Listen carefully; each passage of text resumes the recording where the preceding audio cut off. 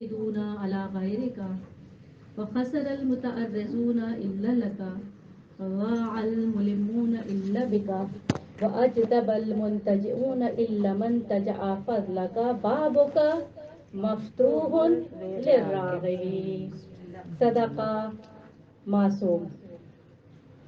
تمام تر حمد و ثنا خدا وحدہ لا شریک کے لیے ہے، وہ خدا کہ اگر توحید نہ ہو اور سب کچھ ہو، توحید نہ ہو سب کچھ ہو، ولایت بھی ہو، تو بھی ہمارے ہاتھ خالی ہیں۔ جناب زینب سلام اللہ علیہا نے ہمیں یہ کر کے دکھایا۔ صلی اللہ علیہ محمد۔ جب ہم نماز پڑھتے ہیں اور چار حالتوں میں ہوتے ہیں، قیام کرتے ہیں تو کہا جاتا ہے خاک پر نظر رکھو، حالتوں میں کیفیت کیسی ہو۔ جب حالت قیام میں ہو تو سجدہ گاہ دیکھو، کیوں؟ اس لیے کہ اسی مٹی سے اٹھے اسی مٹی میں واپس جانا ہی یاد رہے۔ جب رکوع میں جھکو دوسری کیفیت ہے، نماز کی دوسری حالت ہے، رکوع میں جھکو تو اپنے پیروں کے انگوٹھے دیکھو، کیوں؟ سب سے پہلے جو عضو بے جان ہوگا، روح نکلے گی، وہ اس پیر کا انگوٹھا ہوگا، اس کے بعد آہستہ آہستہ جسم سے نکل جائے گی۔ سوچو، یعنی ہر چیز میں آخرت کو یاد کرو۔ تیسرا رکن یا تیسری حالت نماز کی سجدہ، آنکھیں بند کرنا مکروہ ہے۔ عموماً سامنے کچھ دکھتا نہیں ہے، چہرہ اتنا قریب ہو چکا ہوتا ہے مصلے سے، دکھتا کچھ نہیں ہے، لیکن آنکھ بند کرنا مکروہ۔ کیا دیکھو؟ ناک دیکھو۔ درود پڑھ کے تھوڑا آگے جائیے، پیچھے آنے والوں کی جگہ میں۔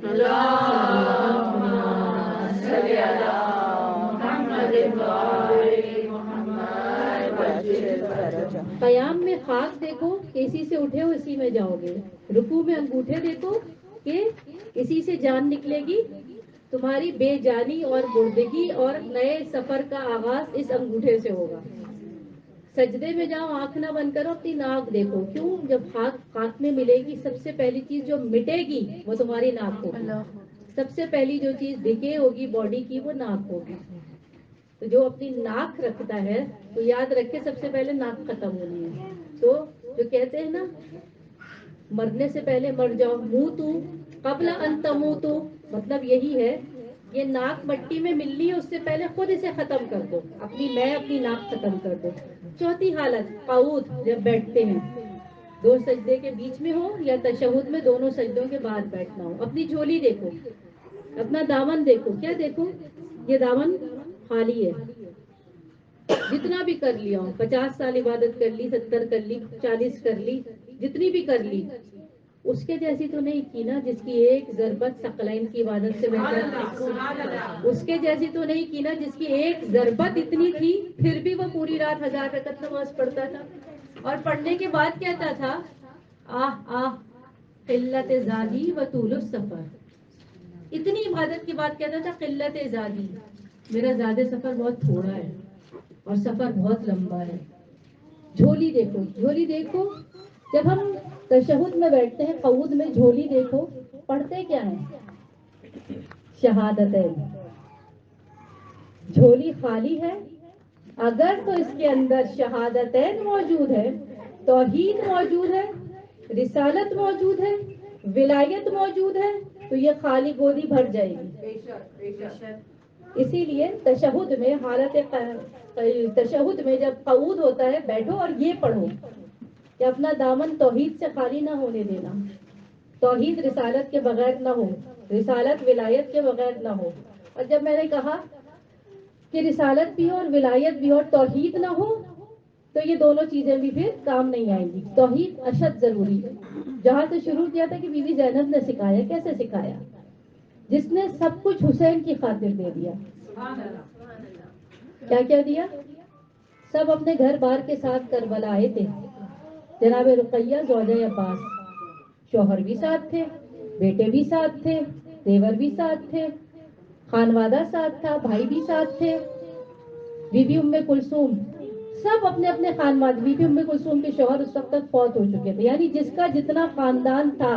بی بی ام روا بیٹے ساتھ تھے، جن کی کفالت میں تھی وہ سرپرست ساتھ تھا، سب اپنے اپنے خانوادے کے ساتھ آئے۔ ایک اکیلی زینب تھی جو مدینے سے تنہا چلی تھی، شوہر ساتھ لے کر نہیں چلی تھی، شوہر کو چھوڑ کر چلی تھی۔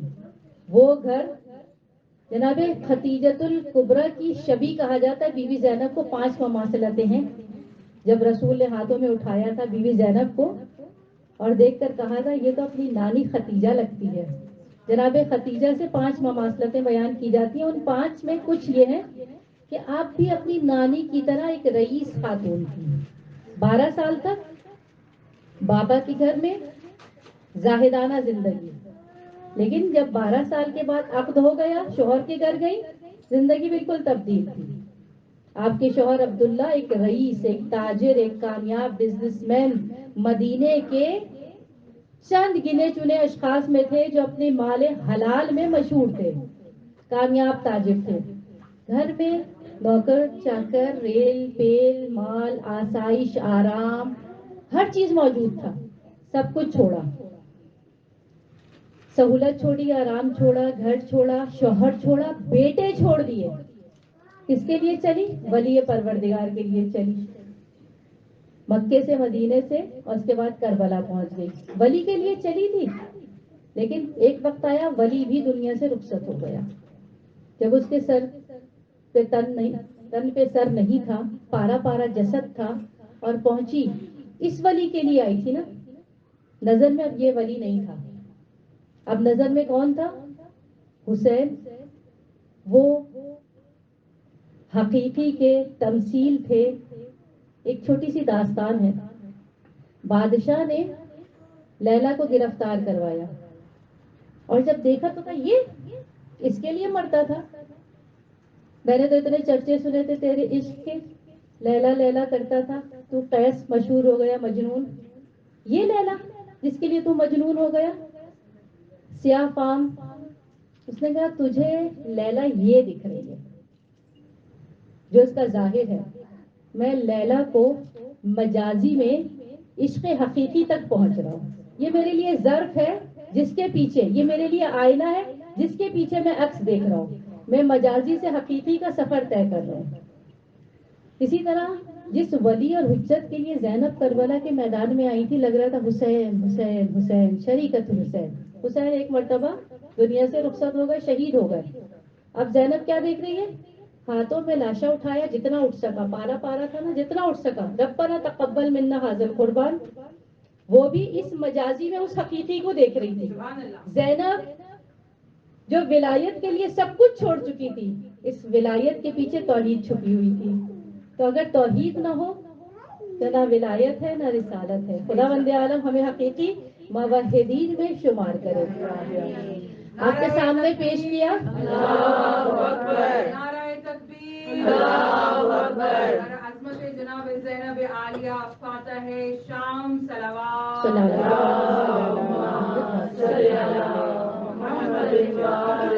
کربلا مانگے اس کے لیے صلوات.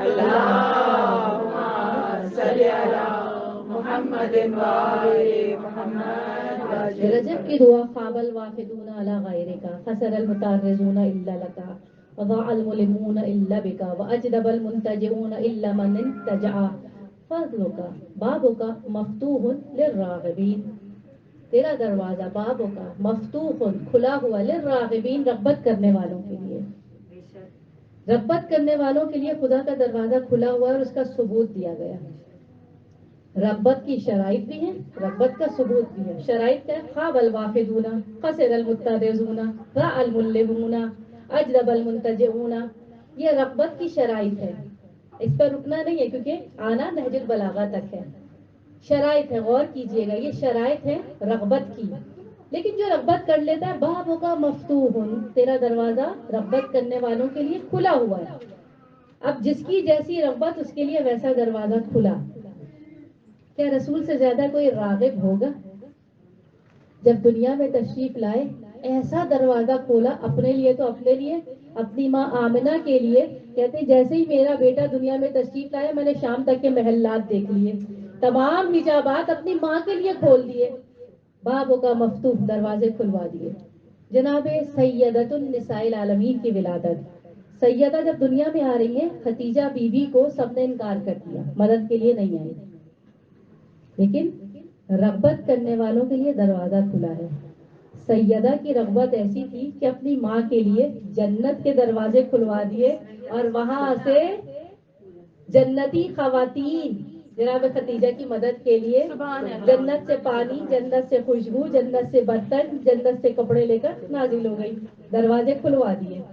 پھر مولا علی کی ولادت ابھی دنیا میں، یہ دو کون ہیں؟ جب دنیا میں آئے تو ایسا ہو گیا، رسول دنیا میں آئے، شام تک کے محلات ماں نے دیکھ لیے، غالباً رخ ان کا شام کی جانب تھا، اگر کسی اور جانب رخ کرتی تو رسول خدا نے دروازے سارے ہی کھلوائے ہوں گے، بی بی آمنہ کا رخ شام کی جانب ہوگا۔ جناب سیدہ نے جنت تک کے دروازے کھلوا دیے۔ مولا کائنات ابھی دنیا میں نہیں آئے، دنیا میں آنے باقی ہیں۔ رغبت کیسی ہے؟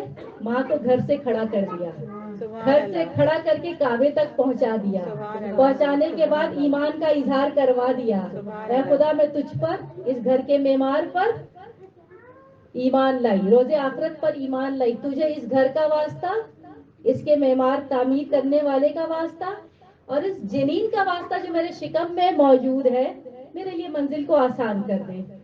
رغبت ایسی تھی کہ پیدائش سے پہلے ہی باب کعبہ نیا در کھل گیا اور علی مولا تشریف لے گئے۔ اور رغبت کی شرائط بھی اسی دعا میں آپ کو مل جائے گی، صرف ذہنوں کو میلاد کے لیے آمادہ کرنا تھا۔ جس کی جیسی رغبت اس کے لیے ویسے دروازے کھلتے ہیں۔ مہینہ آدھا گزر چکا ہے، آدھا مہینہ گزر چکا ہے، جس مہینے میں دروازے کھولنے تھے ابھی تک تو ہم مائنڈ میکنگ کر رہے ہیں کہ ہم کھڑے ہو اٹھیں، کوشش کریں، یہی سوچتے سوچتے ایسا نہ ہو رجب نکل جائے۔ خدا کرے کہ ہم بھی اپنے لیے کچھ نہ کچھ معرفت کا، نجات کا، ہدایت کا، قربت کا، رضائے پروردگار عالم کا دروازہ کھول پائیں۔ ان تمام حاجتوں کے لیے صلوات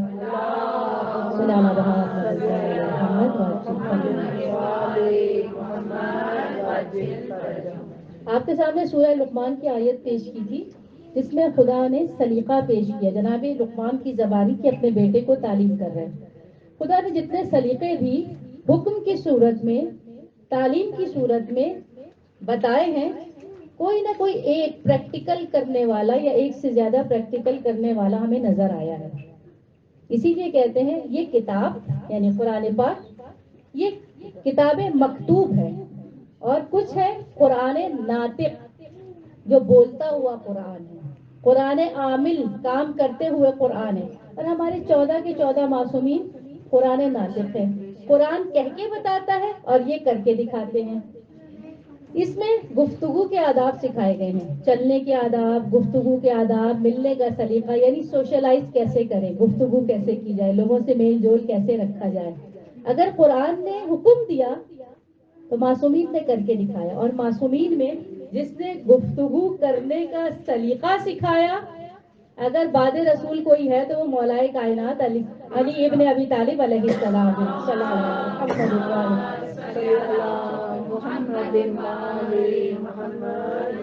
گفتگو کیسے کی جائے؟ بہت سے افراد نے ہماری خوش نصیبی کہ ہمارے پاس نہج البلاغہ ہے، اور نہج البلاغہ کی شاید بدقسمتی کہ وہ ہمارے پاس ہے۔ عیسائی مفکرین نے ایک نہیں 200 مرتبہ اس کو پڑھا، جب پڑھا تو اس کے بعد کچھ اور نہیں پڑھا۔ محمد بن عبدہ مصر کے وہ عالم اس کے اندر مارک کر کے آئی تھی کہ کہاں کہاں سے کیا کیا، تو مختصراً کہتے ہیں جب میں اس سے متعارف ہوا اس کے بعد میں نے کچھ اور نہیں پڑھا، بس یہی پڑھتا رہا، اور یہاں تک کہ مصر میں اس کو انٹروڈیوس کروایا، یونیورسٹی میں سلیبس کا حصہ بنوایا کہ بعد خدا اگر کوئی کلام پڑھے جانے، سنے جانے، تکرار کیے جانے کے قابل ہے تو وہ نہج البلاغہ ہے۔ وائس آف جسٹس جس نے لکھی جارج آرٹن کہتا ہے میں نے ایک دفعہ پڑھا حیران رہ گیا، پھر پڑھا حیران رہ گیا، پھر پڑھا حیران رہ گیا، 200 مرتبہ تک پڑھا اور حیرانی ختم نہیں ہوئی۔ عیسائی عالم عراق میں مولا کائنات کے لیے کانفرنس رکھی گئی اور کہا سب اپنے اپنے فن پارے جمع کرائیں گے، اور جب مقابلہ ہوا تو جیتا کون؟ ایک عیسائی، عراق کا مفکر، یونان سے تعلق، ایک عیسائی، اور اس نے جو پہلا ہی مصرع لکھا، کیا لکھا؟ ہل علی البشر فکیف بشر، کیا علی کوئی بندہ ہے؟ اگر ہے تو کیسا بندہ ہے. یعنی علی کو دیکھے تو عقلیں حیران ہو جاتی, کیا کوئی بندہ بھی ایسا ہو سکتا ہے؟ علی بشر کیفا بشر, یہ کیسا بندہ ہے. اور اس کا کلام منتخب کر لیا گیا تمام اسلامک اسکالرز کے سامنے ایک عیسائی کا. کیوں؟ جو اعتراف کر لے, جو پالے. یہ کلام ایک مرتبہ تو پڑھا ہی نہیں جاتا. ہم میں سے کتنے بد نصیب ہوں گے گھر میں کتاب ہو کر بھی کہ ہم نے ایک مرتبہ بھی کلام علی کو, جس نے عقلوں کو حیران کیا ہوا ہے, جس نے مفکرین کو پریشان کیا ہوا ہے, جس طرح کتاب قرآن کا معجزہ یہ ہے کہ زمانہ اس کی تفسیر کرتا ہے, ہر زمانے میں یہ تازہ ہو کر سامنے آتی ہے. بلکہ علماء یہ کہتے ہیں کہ ہر 20 سال کے بعد ضرورت ہوتی ہے کہ ایک نئی تفسیر لکھی جائے, پرانی تفسیر میچ نہیں ہوتی اس زمانے کے اعتبار سے, نئی تفسیر لکھی جائے. اسی طرح یہ کتاب, ایک اور عیسائی عالم نے جب اس کا مطالعہ کیا تو اعتراف کر کے کہتا ہے علی اپنے وقت سے بہت پہلے پیدا ہو گئے تھے, وہ زمانہ علی کا زمانہ نہیں تھا. میں یہ لائن بہت شوق سے ہمیشہ پڑھتی ہوں, آپ کو بھی یاد ہوگی کہ علی اگر اس زمانے میں بھی پیدا ہوتے تو ہم یہی کہتے ہیں یہ زمانہ علی کا نہیں, علی بہت پہلے پیدا ہو گیا, علی زمانے سے آگے چل رہا ہے. کیوں؟ کیونکہ علی امام وقت ہے, امام زمانہ ہے, تمام اماموں کے امام ہے, جن کو ہم امام زمانہ کہتے ہیں عجل اللہ تعالی فرجہ شریف, علی ان کے بھی امام ہیں. علی زمانے سے آگے چلتے ہیں. صلی اللہ علیہ محمد. اس کتاب کو اگر قرآن کے لیے خدا کو یہ ضمانت دینی پڑی, نحن نزلنا الذکر ونحن له وإنا له لحافظون, ہم نے نازل کیا, ہم حفاظت کریں گے. جبکہ جس وقت نازل ہو رہی تھی اسی وقت لکھی جا رہی تھی. ادھر آیت نکلی, ادھر لکھ دی گئی, ادھر حفظ کر لی گئی, ساتھ لکھی جا رہی ہے. اس کے باوجود بھی خدا کو ضمانت لینی پڑی کہ اس کی حفاظت ہم کریں گے. یہ کتاب 700 سال بعد لکھی گئی. میری نانی, میرے بابا, خدا تمام مرحومین کی مغفرت فرمائے, درجات کو بلند فرمائے, کوئی ایک مشہور بات کہتے ہو جو سب کی زبان پر چڑھ گئی ہو کہ میرے ابو یہ کہتے تھے, بڑی پتے کی بات تھی. میری نانی یہ کہتی تھی, بڑے پتے کی بات تھی. 2-3 جنریشن کے بعد وہ بات ختم ہو جائے گی, اس کے بعد بہت ساری پتے کی بات آ جائیں گی. علی مولا کا یہ کلام 700 سال تک مکتوب نہیں تھا, لیکن اتنی پتے کی باتیں تھی کہ 1 2 3 4 5 6 7 نہیں, کتنی جنریشن لوگوں نے سینہ بسینہ منتقل کی کہ علی نے یہ کہا تھا, علی نے یہ کہا تھا. یہ جو ہمارے ہاتھ میں آیا یہ بہت تھوڑا ہے, جو محفوظ ہو سکا وہ بہت تھوڑا ہے, لیکن جو اصل ہوگا وہ کتنا زیادہ ہوگا. یہ وہ ہے جب علی مولا بولنا شروع کرتے تھے, لوگ پریشان ہو کر چیزیں ہاتھ میں تلاش کرتے تھے جلدی سے کچھ مل جائے اور ہم لکھنا شروع کر دیں, اور منتظر رہتے تھے ادھر علی مولا بولنا شروع کرے اور ادھر آ کے کوئی انٹرپٹ کر دے. علی بولتے بولتے دوسرے ٹاپک پر ٹرن ہو جاتے تھے اور پھر اس پر ایسا بولتے تھے جیسے اس پر پوری تیاری کر کے آئے. پھر سوال کرنے والا پہلا سوال دوہرا دیتا تھا, مولا وہ بات ہو رہی تھی وہ بتائیے. علی مولا پھر اس ٹاپک سے ادھر ٹرن ہوتے تھے اور پھر اسی طرح بیان کر دیتے تھے. فل بدی ایٹ دا اسپاٹ, ادھر کہا جاتا تھا, ادھر وہ جواہر پارے منہ سے نکلنا شروع ہو جاتے تھے. آج علی مولا کو کس لیے سنیں گے؟ علی مولا کا کلام ہے نا, المرء مخبوء تحت لسانہ یکلم یعرف, انسان زبان کے نیچے چھپا ہوا ہے, بولو تاکہ پہچانے جاؤ.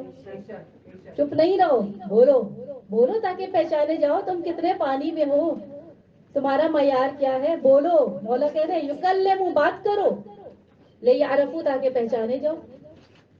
علی مولا کا پہلا کلام کون سا تھا؟ مجھ سے کہا گیا کہ یہ اسپیچ نہیں ہوگی بلکہ باتیں کرنی ہے. علی مولا کا پہلا کلام کون سا تھا؟ سورہ مومنون کی جو بالکل درست. یہ نہج البلاغہ تو اس وقت لکھنا شروع کی گئی ہے جب رسول دنیا سے چلے گئے,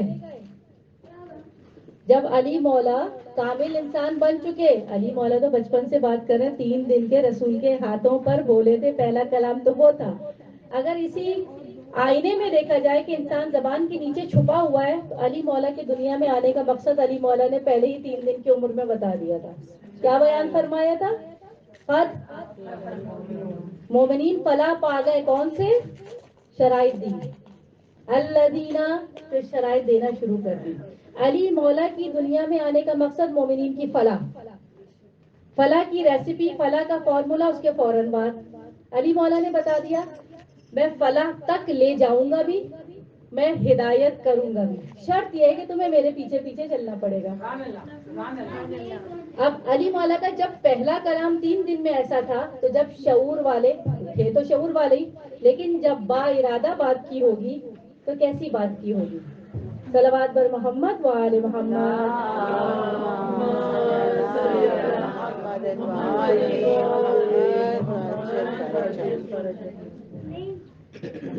نعرہ حیدری، حیدری، نعرہ عظمت مولا مشکل کشا بلندر صلوات. اللہم صلی علی محمد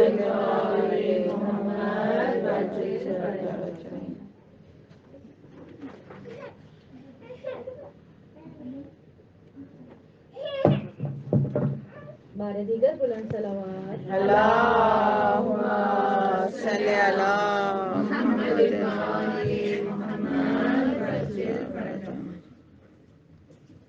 مولا ارشاد فرمانے خطبہ 101 ہے، جس میں مولا آدم علیہ السلام کی خلقت میں جو 4 قسم کی خاک جمع کی گئی اور پھر جناب آدم علیہ السلام کا خاکی پتلا تیار کیا گیا، اس کی علت کیا تھی اور اس سے اثرات کیا ہوئے. مولا شاید اس کے اندر سے صرف وہی چیز پڑھوں گی جتنی ضرورت ہے.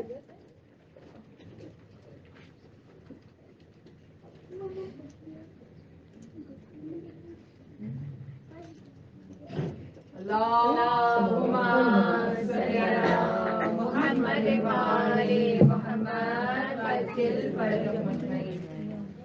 در صورت پیوند جہاں بود علی بود، در صورت پیوند جہاں بود علی بود، تا نقش زمین بود زمان بود علی بود. نعرہ حیدری یا علی یا علی یا علی. فاطمہ بنت اسد صلوات. اللہم صلی علی محمد و آل محمد. یا مظہر العجائب و یا کاشف الغطا، لا ریب عین و وجہ و لسان و ید خدا. سبحان اللہ. لا ریب عین و وجہ و لسان و ید خدا. اوصاف سب ملا کے کوئی تجھ کو کیا کہے. آگے والا نہیں بولوں. صلوات پڑھیے محمد والے محمد. کیا کہ پیج کا نمبر غلط لکھ دیا گیا ہے. محمد و آل محمد. صلوات پڑھیے محمد والے محمد. صلی علی محمد و آل محمد. کائنات نے تمام مردبے جہان کو، تمام انسانیت کو 4 کیٹیگریز میں ڈیوائڈ کر دیا. 4 قسم کے افراد پائے جاتے ہیں، 5واں کوئی قسم نہیں ہے. اب اس میں کام یہ ہے کہ میں دیکھوں میں کہاں فٹ ہو رہی ہوں، پہلے میں، دوسرے میں، تیسرے میں، چوتھے میں، 5واں نہیں ہے. مولا فرماتے اے لوگوں، اچھا وہ پیرا چھوڑ دیتی ہوں. جن چیزوں کو ہم جانتے ہیں ان سے فائدہ نہیں اٹھاتے. مولا ارشاد فرمانا ہے جن چیزوں کو ہم جانتے ہیں مولا کائنات امام المتقین ہے، یعنی متقیوں کے امام ہیں. میرے امام ہے امام المتقین ہے. جیسے کتاب خدا ہدی للمتقین ہے، اسی طرح امام المتقین ہے.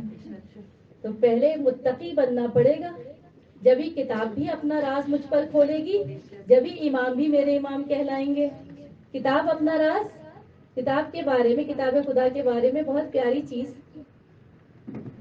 محرمیت تکلف کو ختم کرتی ہے. جو جس کا محرم بنتا ہے اتنا تکلف دور ہو جاتا ہے. والدین اولاد کے محرم ہوتے ہیں، بچہ کہنے میں کوئی شرم نہیں کرتا. اسی طرح محرمیت بڑھتی جاتی ہے، پردے گرتے جاتے ہیں. جس قسم کا محرم ہوتا ہے اس قسم کا حجاب دور ہو جاتا ہے. اب ذہن میں رکھیے کون کون محرم ہے، اس سے کس کس قسم کا حجاب دور ہو جاتا ہے. کوئی فکری ہوگا، کوئی قلبی ہوگا، کوئی جسمی ہوگا، کوئی روحی ہوگا. جو قرآن کا محرم بنے گا قرآن اپنا آپ اس کے اوپر کھولے گا، اور اگر کوئی قرآن کا نامحرم رہا تو وہ ہدی للمتقین رہے گا. یہ امام المتقین ہے. مولا ارشاد فرماتے ہیں جن چیزوں کو ہم جانتے ہیں ان سے فائدہ نہیں اٹھاتے، اور جن چیزوں کو نہیں جانتے انہیں دریافت بھی نہیں کرتے. اور جب تک مصیبت آ نہیں جاتی ہم خطرہ محسوس نہیں کرتے. جب تک مصیبت آ نہیں جاتی ہم خطرہ محسوس نہیں کرتے. فلسطین میں ہو رہا ہے، لبنان تک آ گیا، سیریا لپیٹ میں آ گیا، یمن تو انوالو ہے ہی، پاکستان اور ایران میں بھی چھڑا ٹھہر گیا، افغانستان سے بھی چھڑا ٹھہر گیا. جب تک آ نہیں جاتا محسوس نہیں کرتے، جب آ جائے گا تو واویلا. کیا اس سے پہلے ہوا نہیں ہے؟ ایران نے 2 مرتبہ سالوں جنگ لڑی ہے، کویت سے بھی لڑی، عراق سے بھی لڑی، اور اس کے بعد سے کولڈ وار مستقل لڑی رہا ہے. لیکن جب تک خطرہ آ نہیں جاتا ہم محسوس نہیں کرتے. مولا فرماتے ہیں اس زمانے کے لوگ 4 طرح کے ہیں. 4 طرح کے. کچھ وہ ہیں جنہیں خرابی کرنے کے لیے صرف ان کے نفس کا بے وقت ہونا ہے، خرابی کرنے کے لیے، مفسدہ پھیلانے کے لیے، شر کرنے کے لیے صرف ان کا نفس کا بے وقت ہونا ہے، بہت ہلکے نفس کے ہیں. ان کی دھار کا کند ہونا، ان کے پاس مال کا کم ہونا. اور اگر وسائل ہوں تو تلواریں سوتے ہوئے اعلانیہ شر پھیلا رہے ہیں. شر ہی پھیلانا ہے. وسائل کم ہوں یا وسائل زیادہ ہوں، شر ہی پھیلا رہے ہیں. اپنے اطراف میں دیکھیے مفسدہ زیادہ ہے یا اصلاح زیادہ ہے؟ ہر چیز میں مفسدہ نظر آئے گا یا اصلاح نظر آئے گی. ایک چیز جسے ہم کہتے تھے ممبر محفوظ ہے، محفوظ ہے. مجلسوں کی حد تک عقائد میں کجی آ گئی تھی، اور وہ جو حد فاصل ہے ولایت اور توحید کا اسے گڑبڑ کر دیا گیا تھا مجلس کی حد تک، ممبر میں مجلس کی حد تک. لیکن میلاد میں کیا ہوا؟ میلاد میں کیا ہوا؟ پہلے ہم پری ریکارڈڈ البمز میں میوزک کو آہستہ آہستہ ڈائجسٹ کرتے رہے. اس طرح سے احتجاج، اس طرح سے آواز نہیں اٹھائی گئی. جہاں ہلکی پھلکی اٹھی بھی تو یہی کہا گیا، کیا کہا گیا؟ حلال میوزک ہے. مولا رضا کے حرم میں بھی تو ہوتا ہے، حلال ہے. پہلے ہمیں اس کو ٹیسٹ دیا گیا.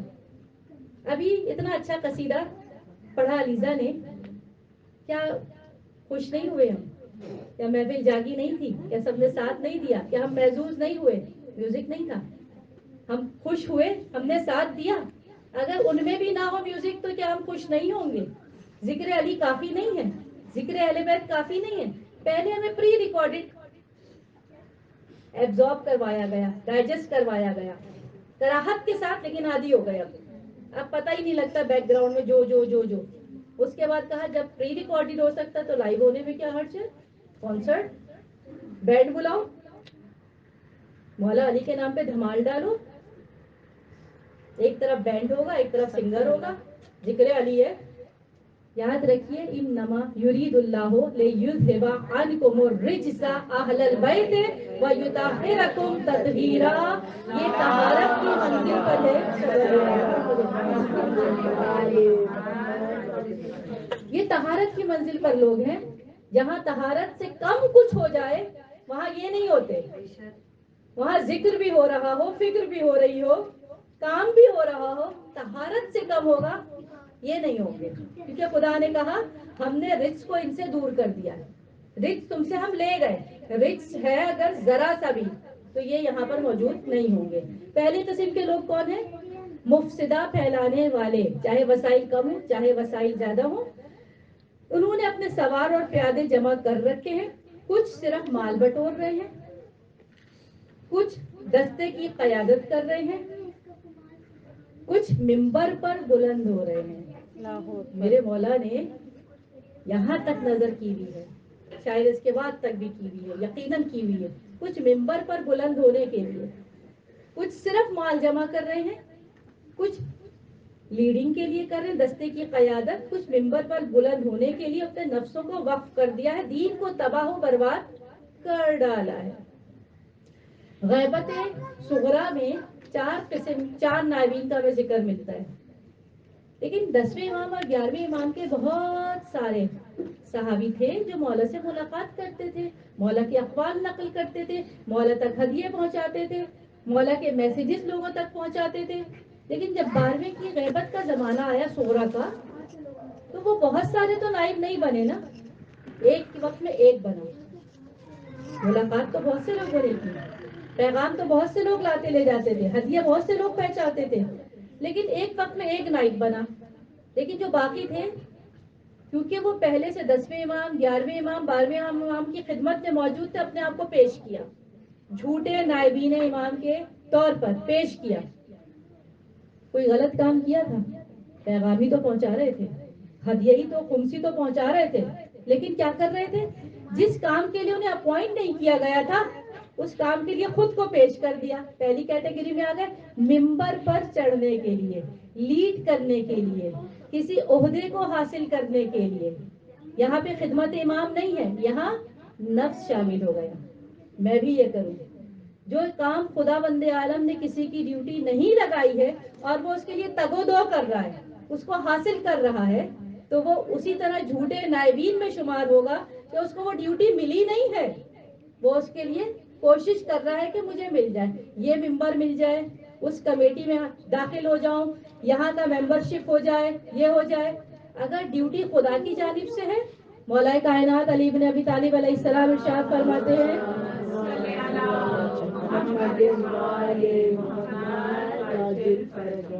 رزق دو طرح کا، ایک تمہارے پیچھے آتا ہے، ایک کے پیچھے تم جاتے ہو. جو تمہارے نصیب کا ہے وہ تمہارے پیچھے چل کے آئے گا. جس کے پیچھے تمہیں جانا ہے وہ رضائے پروردگار عالم ہے، وہ قربت پروردگار عالم ہے، وہ قبولیت پروردگار عالم. تگو تو کرو within you, within me. باہر کوشش نہیں کرو، اندر کوشش کرو. پہلے قسم کے لوگ یہ ہو گئے، کچھ صرف مال بٹورنے، دستے کی قیادت کرنے، ممبر پر بلند ہونے کے لیے اپنے نفسوں کو وقف کر دیتے ہیں، دین کو تباہ و برباد کر دیتے ہیں. پہلے صرف مفسدہ کر رہے تھے، دوسرے لیڈ کر کے مفسدہ کر رہے ہیں. کتنا ہی برا سودا ہے. اب تیسری کیٹیگری، کچھ لوگ وہ ہیں جو آخرت والے کاموں سے دنیا طلبی کرتے ہیں، اور یہ نہیں کرتے کہ دنیا کے کاموں سے بھی آخرت بنا لیں. دنیا سے آخرت کمائے، نہ کہ آخرت سے دین کماتے ہیں، بلکہ آخرت سے دنیا کماتے ہیں. دنیا والے کاموں سے، دین والے کاموں سے دنیا کماتے ہیں. کسی سے رعایت کس کے لینا؟ میں ذاکر اہل بیت ہوں، مجھے کنسیشن دیں.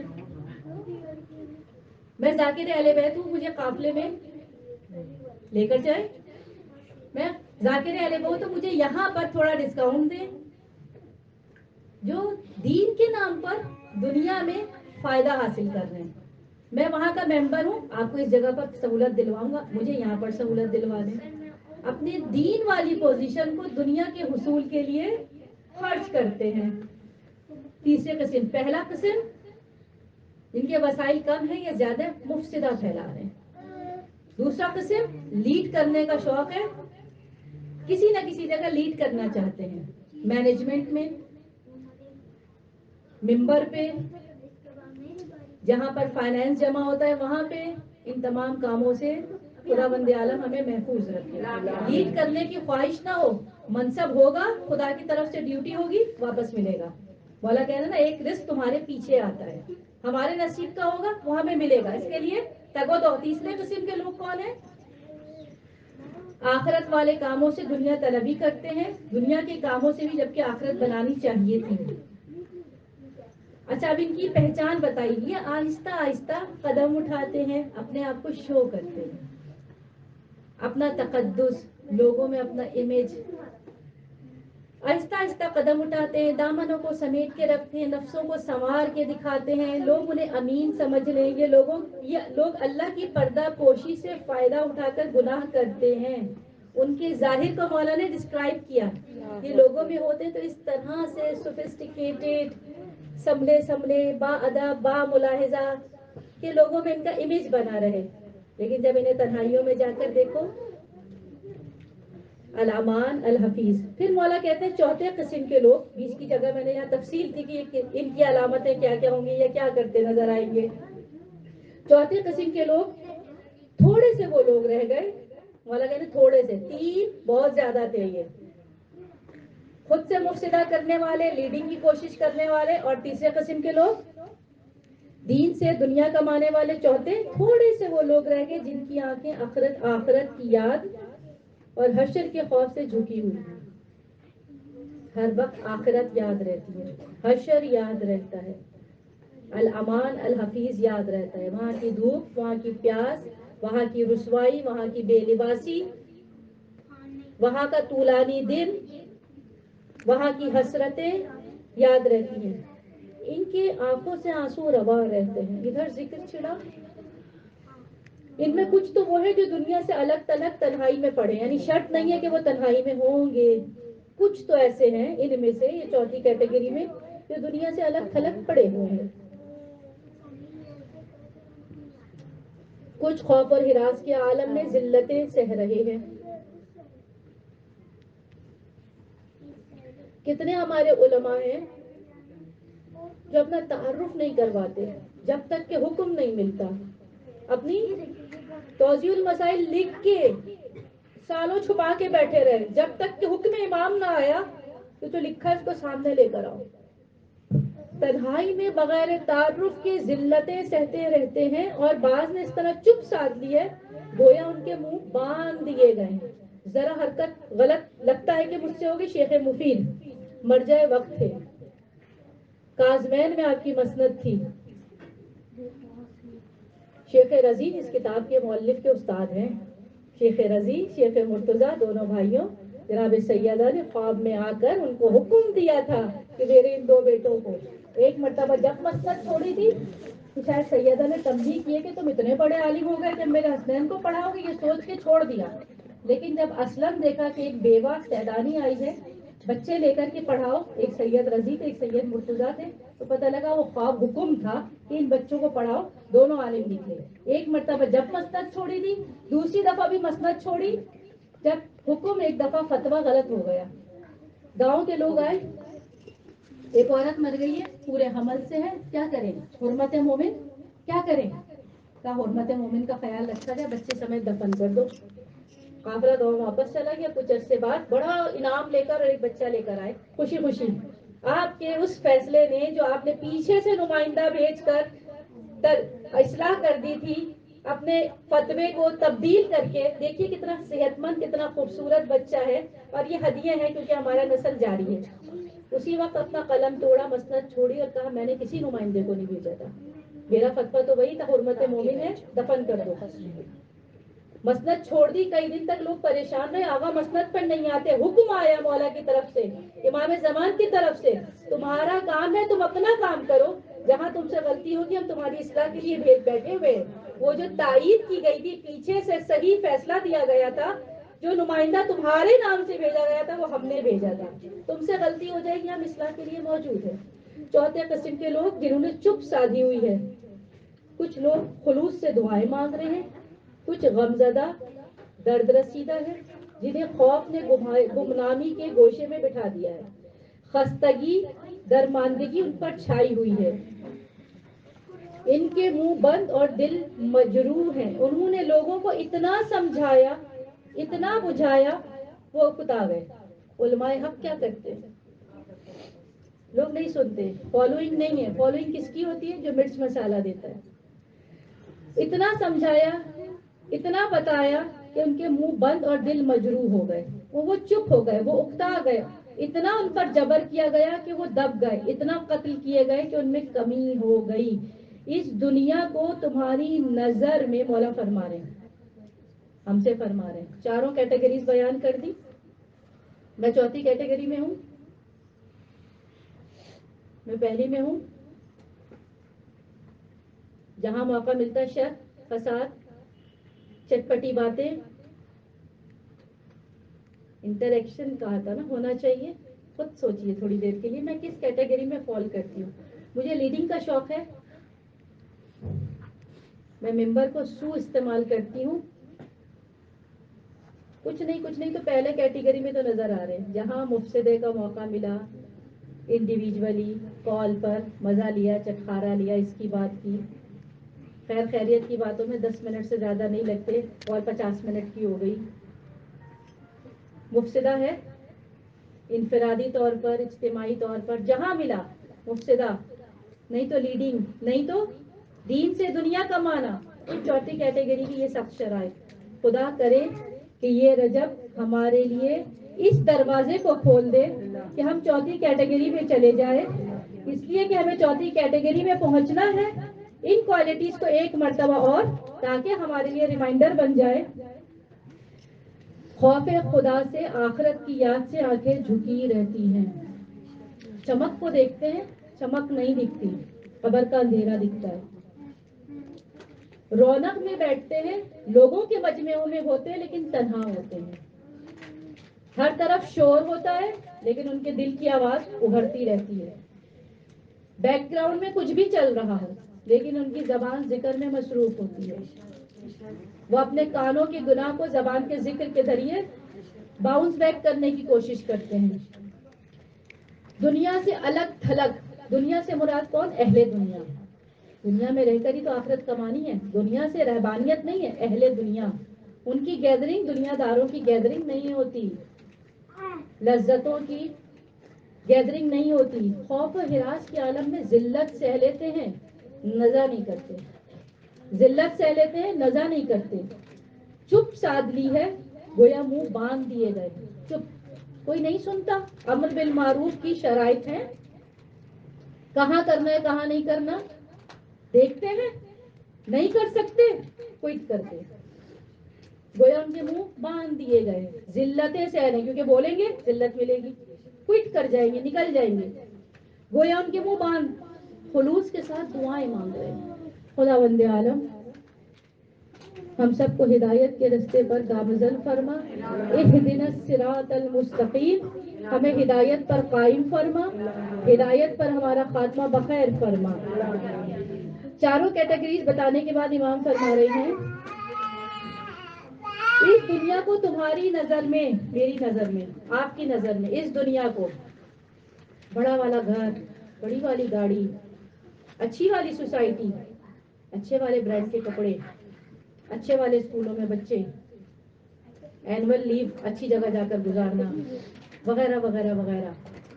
والا کہتے ہیں اس دنیا کو تمہاری نظر میں کیکر کے چھلکوں اور ان کے ریزوں سے بھی زیادہ حقیر اور پست ہونا چاہیے. کیکر وہ کانٹے والی جھاڑی جس کو نہ کوئی ہاتھ لگاتا ہے نہ کوئی چبا سکتا ہے. کیکر کڑوا، کڑوا بھی ہے کانٹے بھی ہیں. اس دنیا کو تمہاری نظر میں ہونا چاہیے کیکر کے چھلکوں، کیکر بھی نہیں، کیکر کے چھلکوں اور اس کے ریزوں سے بھی زیادہ پست اور حقیر ہونا چاہیے. اپنے قبل کے لوگوں سے تم عبرت حاصل کرو. ابھی دوسرے اگر خطبات پڑھ جائیں گے قبل کے لوگوں پر. جب میرے مولا قبرستان سے گزرے تھے، یاد ہے نا کیا کہا تھا؟ تم اندر کا حال بتاؤ گے کہ میں باہر کا حال بتاؤں؟ گردنیں ہل رہی ہیں، سب کو یاد ہے. مولا نے کیا ارشاد فرمایا تھا؟ جو مکان تم چھوڑ کے گئے تھے وہ میراث میں دوسرے لے گئے. جو مال تم چھوڑ کر گئے تھے وہ اس سے بکرے ہو گیا. جوان بیویاں خوبصورت تھی، دوسرے نکاح کر لیے. اندر کا حال بتاؤ؟ اندھیری، بوسیدہ، تنگ، کیڑوں کا گھر، حشرات کے پڑوسی. اندر کا حال. مولا ارشاد فرماتے ہیں اپنے سے قبل کے لوگوں کے حالات سے عبرت حاصل کرو. جو پہلے کے لوگ چلے گئے، سلمان فارسی، سلمان محمدی چلے گئے. زندگی کتنی سخت تھی ان کی. کئی دفعہ بکے بازاروں میں، غلام بنے، کتنی تنگی کے ساتھ گزارا کیا. لیکن آج ذکر ان کا. اور کتنے تھے جو شاہوں کے شاہ تھے، محلات میں رہا کرتے تھے، اور آج ان کا ذکر کھنڈرات میں بھی قبر نہیں ملتی. عبرت حاصل کرو.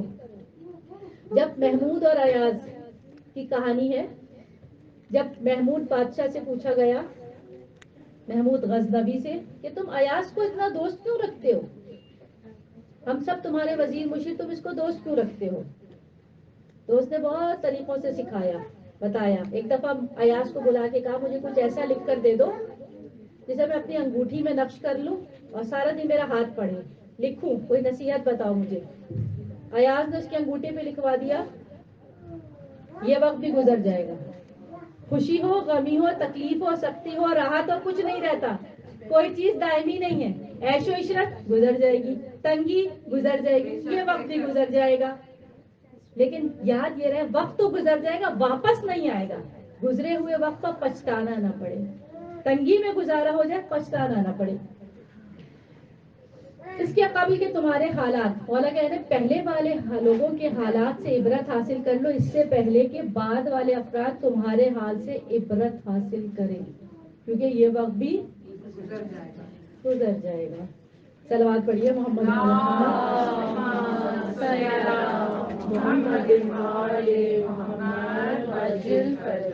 معذرت چاہوں گی کہ باتیں کچھ سخت ہیں، لیکن علی مولا کو علی کے کلام کے آئینے میں دیکھنا تھا.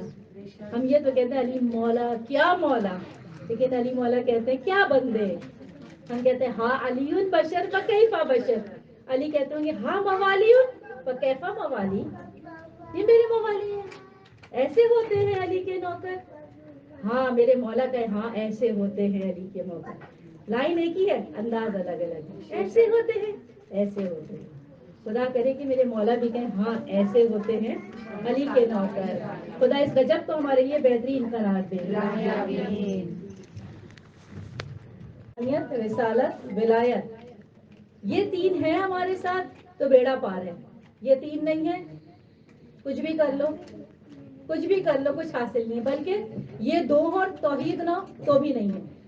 ہم نے توسل، شفاعت، اہل بیت، ولایت کو اتنا زیادہ ہائی لائٹ کیا کہ شاید کہیں توحید اس کے پیچھے مانتے ہیں، اقرار کرتے ہیں، لیکن پریکٹیکلی ایسا لگتا ہے توحید کہیں اس کے پیچھے دبی دبی سی ہے. ہم جس وسیلے کی بات کرتے ہیں، آئیے مولا کائنات وسیلے کو کیسا دکھانا چاہتے ہیں، اور پھر ہم دیکھیں گے یہاں رک کر کہ ہم وسیلے سے کیا کرتے ہیں. مولا خطبہ 108 ہے. مولا کہتے ہیں اللہ کی طرف وسیلہ ڈھونڈنے والوں کے لیے بہترین وسیلہ اللہ اور اس کے رسول پر ایمان لانا ہے، اور اس کی راہ میں جہاد کرنا ہے. ایمان کے بعد جہاد کہاں کہاں کیا. ہمارے وسیلے کیا ہیں؟ سوچنا ہے نا ہمارے وسیلے کیا ہیں.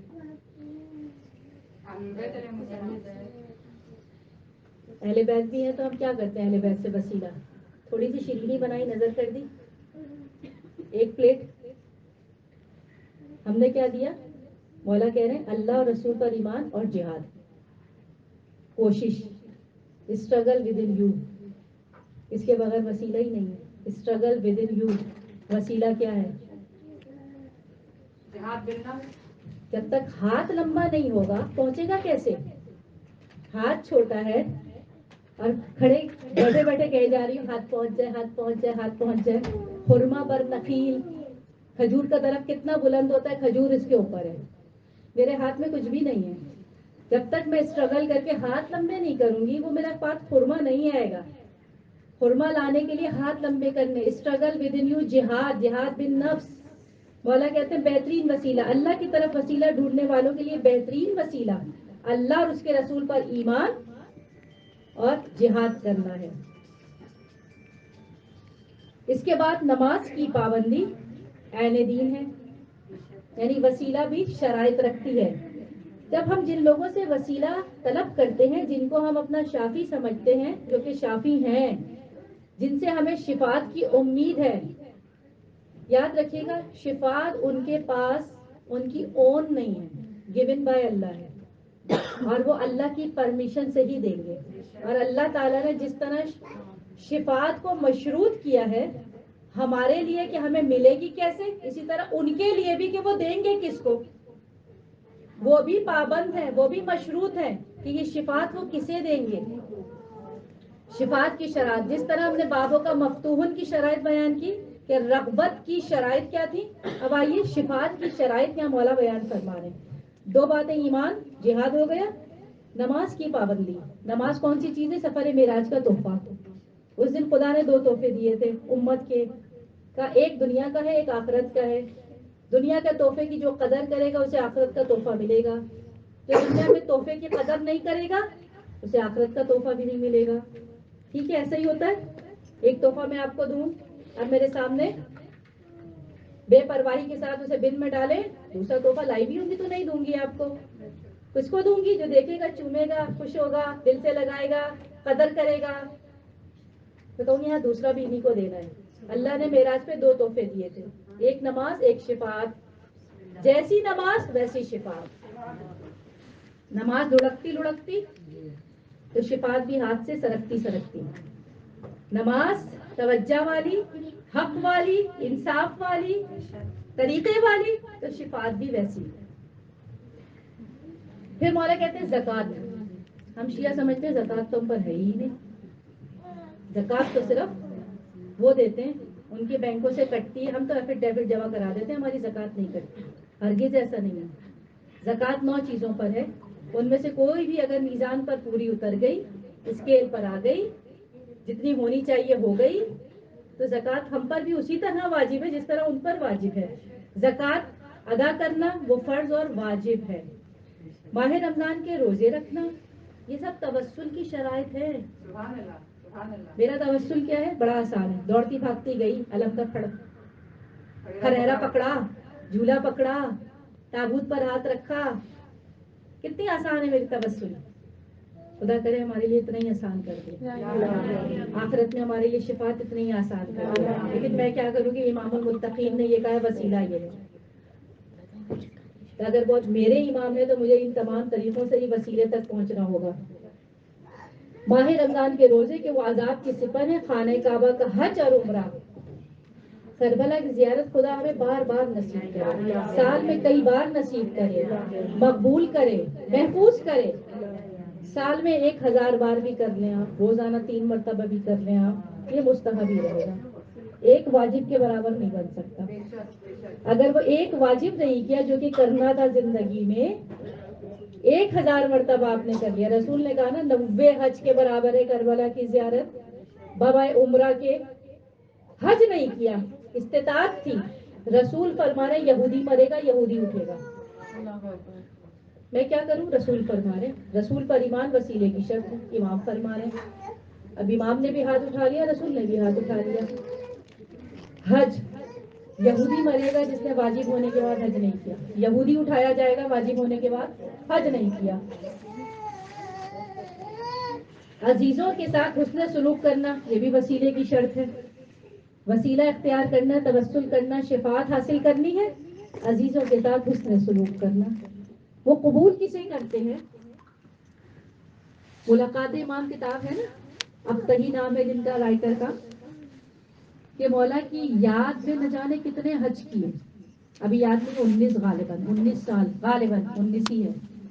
19ویں سال مینا کے میدان میں جن کے منتظر تھے وہ تشریف لائے اور نام لے کر کہا کیا قہوہ شیئر کرو گے؟ سردی کی رات تھی اور یہ کہتے ہیں قہوہ شیئر کروں؟ تھوڑا سا ہے، رات گزارنی ہے، اتنا سا تو ہے، یہ بھی ان کو دے دوں. لیکن اکراہ کے ساتھ شیئر کر دیتے ہیں. وہ نام لے کے بات کر رہے ہیں. کہا کیوں اتنے سال سے حج پر آ رہے ہو؟ کہ اپنے آقا کی یاد میں. اپنے آقا کی یاد میں آ رہے ہو؟ تمہارا آقا تو تمہارے سامنے موجود ہے. ارے کہاں؟ کہا تمہارے خیمے میں موجود ہے. ایک دم سے متوجہ ہوتے، مولا آپ، مولا اتنے سال کیوں نہیں آئے؟ اب آئے. مولا اگر سوچو نا، اتنے سال حج پر آتے تھے، کیا کر کے آتے تھے، اور اس سال کیا کر کے آئے ہو؟ غور کیا، کہاں اتنے سال عزیزوں کا حق ادا نہیں کرتا تھا، قاطع رحم تھا، اس سے ناراضگی تھی، اس سے دل میلا تھا. ٹھیک. بہلول نے جو آداب بستر دیے ہیں سونے والے، کہ ہم وضو بھی کر لیتے ہیں، تسبیحات اربع رسول نے جناب سیدہ کو سکھائی تھی نا چیزیں، حج کرو، انبیاء کو اپنا شافی بناؤ، تمام مومنین کو راضی کرو، قرآن ختم کرو، وغیرہ وغیرہ کر لو، سب کر لیتے ہیں آداب. لیکن بہلول کہتے ہیں سب بیکار ہے. غسل بھی کیا، تسبیح پڑھ کے جو سوتا ہے فرشتے رات بھر اس کی عبادت کرتے ہیں، یہ بھی کر لیا، سب کر لیا.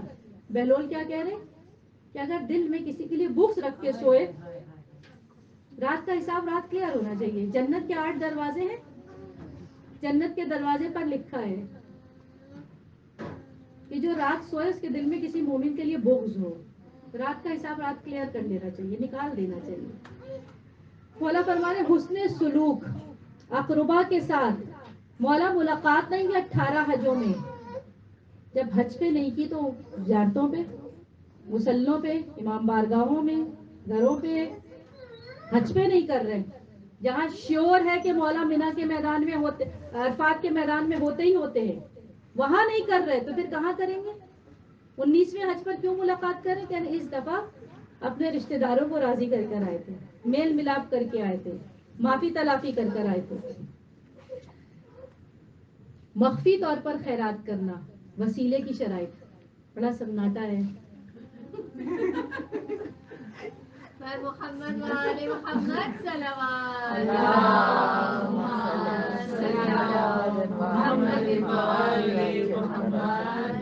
مجھے یہ نقل کرنا مشکل ہے، میرے مولا نے تو یہ فرمایا تھا، جبھی تو وہ مولا کی باتیں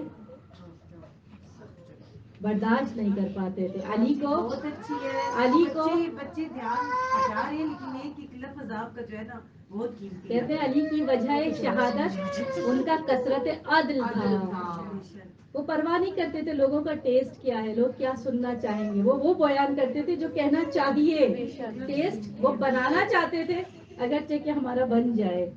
آج ہماری بنیادیں تھوڑی نیچے سے شیکن ہو رہی ہیں، ہمارا بھروسہ توسل، وسیلہ، مولا نے شرائط دے دی۔ ہم سمجھتے ہیں ہم سب سے چوتھی کیٹیگری میں فال کرتے ہوں گے، ہمیں لگا نہیں ہم تو شاید پہلی میں ہی بیٹھے ہیں، کیونکہ دوسری تیسرے میں زیادہ خطرہ نظر آ رہا ہے، چوتھی تک پہنچے ہی نہیں ہے، پانچویں کا ہے ہی خود تصور ہی نہیں ہے کہ پانچویں کیٹیگری ہوگی۔ تو میرے خیال سے اس سے زیادہ خطبہ نہ پڑھوں، ہے نا، اس سے زیادہ خطبہ نہ پڑھوں، خدا کرے کہ زیادہ ملجم اور شمر لعین کا عکس ہمارے کردار میں نہ ہو، یا لاشعوری یا ان انٹینشنلی۔ اس کی توفیقات خیر کے لیے کہ خدا ہمیں مومنون میں شمار کرے اور منافقون سے دور رکھے۔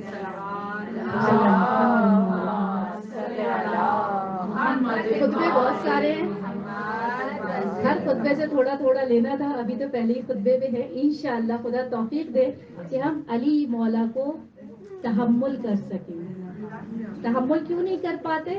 جہاں رکس ہوگا وہاں یہ تطہیر والے ٹکیں گے نہیں، جہاں طہارت ہوگی وہاں آ کے یہ رچ بس جائیں گے۔ خدا کرے کہ ہم علی مولا کو تحمل کر سکیں، جذب کر سکیں۔ سخت باتیں بہت ہو گئی، اب آسان باتیں۔ علی مولا کی زندگی کا زہرا نے سوال کیا تھا، علی مولا کی زندگی میں سے کون سی چیز آپ کو سب سے زیادہ اچھی لگتی ہے؟ سب سے زیادہ اچھی علی مولا کی زندگی سے مجھے کیا لگتا ہے؟ آج آپ لوگوں کا موقع ہے، سب سے زیادہ ہمیں علی مولا سے کیا اچھا لگتا ہے؟ کسی نے کوئی جواب دیا، کسی نے کوئی جواب دیا۔ اور جب یہ آج کا بلاوا سنڈے کا ہماری بہن نے شیئر کیا تھا، بہت پیاری بات ہماری بہن نے کیا ہے، تو دونوں وقت کی چھٹی ہے، ہماری دونوں کی وقت کی نہیں، ساری زندگی کی چھٹی ہے۔ ہم جب دنیا میں آئے علی مولا کے نام کی گھٹی چکی تھی نا، ہم انہی کے نام کا صدقہ کھا رہے ہیں، انہی کے نام سے جی رہے ہیں اور انہی کے نام سے اٹھنے والے ہیں۔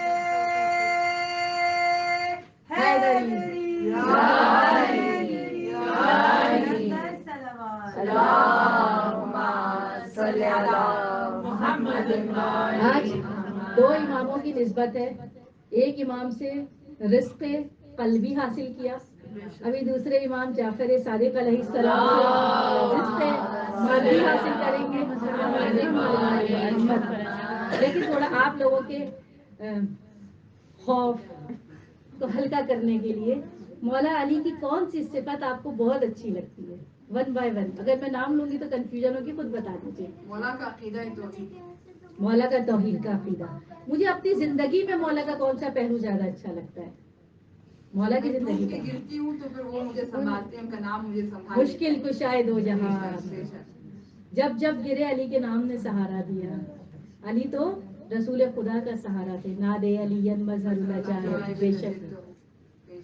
مجھے ان کی زندگی میں یہ تو بہت ساری ان کی فضائل ہے، لیکن سب سے بڑی جو ان کی فضیلت لگتی ہے کہ دشمن کے سامنے ہوتے ہوئے بھی خاموشی اختیار کرنا، جس نے ظلم کیا ہے اس کا نام نہ لینا، 25 سال خاموش رہنا، یہ ایک بہت سخت کام ہے، ضبط نفس۔ بہت۔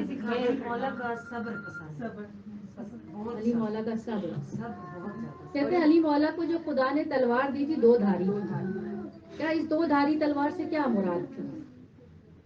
ایک دشمنوں پر ظاہراً چلتی تھی اور ایک نفس کے لیے تھی، نفس کی کجی کی اصلاح کی خاطر تھی۔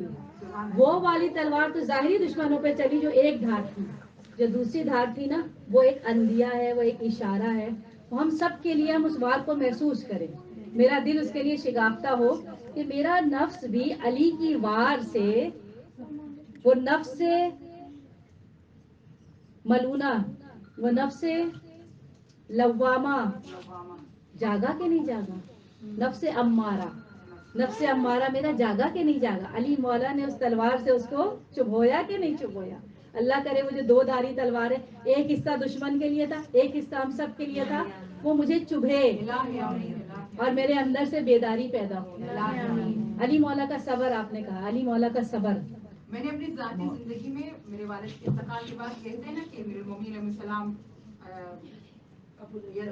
ایگزیکٹلی یتیموں کے والد ہیں, یہ چیز میں نے اپنی زندگی میں محسوس کی کہ جب سے میرے والد گزرے مجھے ہر لمحہ, ہر جگہ, ہر کھڈے سے, ہر اونچ نیچ سے مجھے امیر المومنین علیہ السلام کے ذکر میں یا ان کی کوئی حدیث, اکثر ان کی ایسی حدیثیں سامنے آتی ہیں جو اس وقت میری سچویشن سے, میری زندگی سے بہت ریلیونٹ ہوتی ہیں. اس کو لوگ استخارے کے طور پر استعمال کرتے ہیں, جس طرح قرآن سے لوگ استخارہ لیتے ہیں, لوگ نہج البلاغہ سے استخارہ لیتے ہیں, علی مولا کلام کرتے ہیں. سبحان اللہ. جب جس وقت جس کی کیفیت ہو اور وہ مدد طلب کرے علی مولا سے, وہ یہاں سے بات کرتے ہیں. علی ابھی بھی بات کر رہے ہیں. صبر سے دیکھیے مولا حسین کا بھی صبر تھا.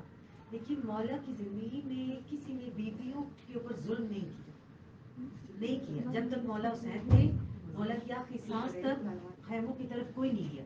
لیکن مولائے کائنات کی زندگی میں بیوی پہ ظلم ہوا, اس صبر کی وجہ سے میں بولنا سے یہی میں بھی یہی کہتی ہوں کہ سامنے ہوتے ہوئے اسے برداشت کرنا, اسے یہ بہت علی مولا کی نظر میں بھی تو ذات پروردگار عالم تھی, جس کی خاطر وہ یہ ظلم بھی برداشت کر رہے تھے. علی مولا کا صبر, علی مولا کی امداد کرنا, مشکل کشائی کرنا, علی مولا کی دو دھاری تلوار.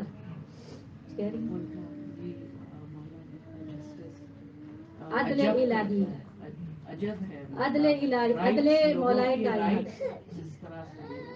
امام علی کا عدل, جب وہ اپنے حکومت میں عیسائیوں اور یہودیوں کے لیے بیت المال سے ماہواری